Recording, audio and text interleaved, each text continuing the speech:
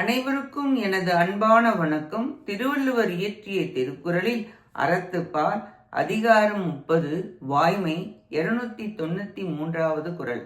தன்னஞ்சறிவது பொய்யற்க பொய்த்தபின் தன்னஞ்சே தன்னை சுடும்.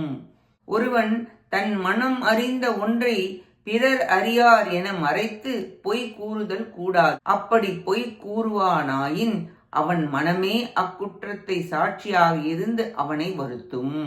உலகத்தை நாம் ஏமாற்றலாம், உன் நெஞ்சத்திற்கு தெரியுமே, நீ சாகும் வரை உன்னை சுட்டுக் கொள்ளும்.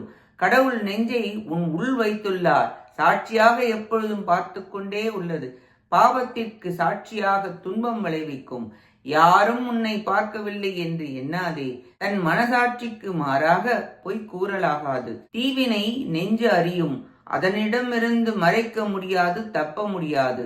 இக்குறளால் பொய் மறைக்க முடியாது, மறையாது என்பது கூறப்பட்டது. நன்றி, வணக்கம்.